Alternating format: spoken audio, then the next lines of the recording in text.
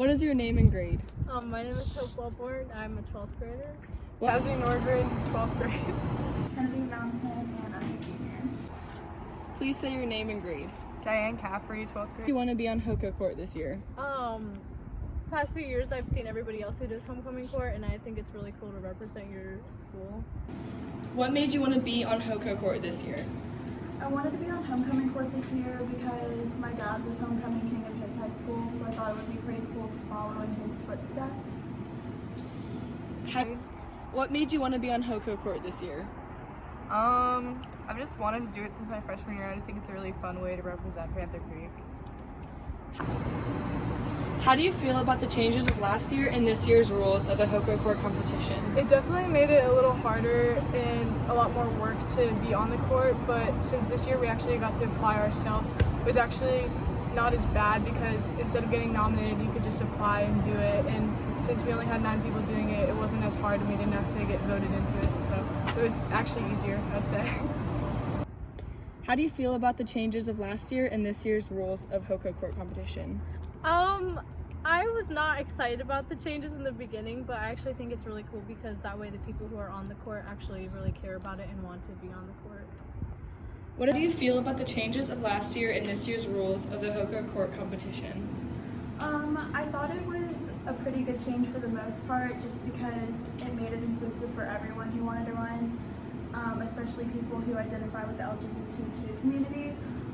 The only thing that I didn't like was the business attire, just because I feel like it kind of limits what we can wear to the game. How do you feel about the changes of last year and this year's rules for the Hoco Court competition?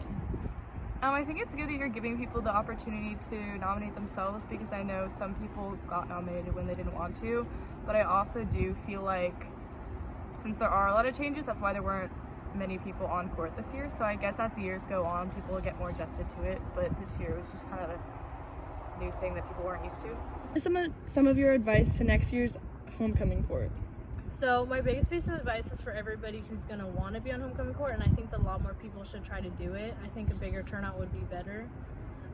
Also for the people who are actually on homecoming court, take it seriously and try to get people to vote for you and try to make it a big thing that everybody in the school wants to look at and watch. What is some of your advice to next year's homecoming court?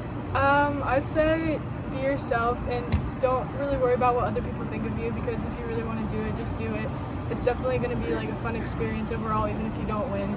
It's just fun campaigning and being a part of it. What is some of your advice to next year's homecoming court? Get involved in the school, make sure that you're nice to everyone, and just put yourself out there. What is some of your advice to next year's homecoming court? Not to take it too seriously, because it's really just supposed to be a fun thing, not like a lot of people are treating it like it's a bigger deal than it really is. I just think it's supposed to be fun and just to enjoy yourself, not take yourself too seriously. What is your campaign strategy against the other candidates to stand out? What makes you different from the others?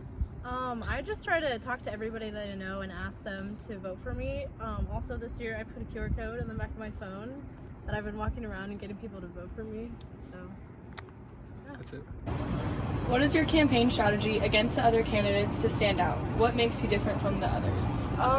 So for me, I don't really campaign as much because I think it's more just a thing like if people know you and they like you, then they'll maybe vote for you. So I don't really try to campaign as much, just so I get, the people who are possible.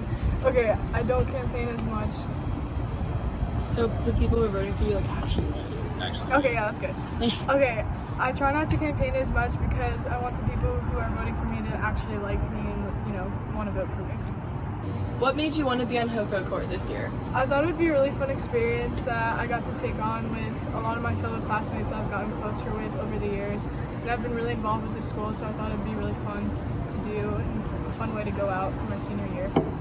What is your campaign strategy against the other candidates to stand out? What makes you different from the others?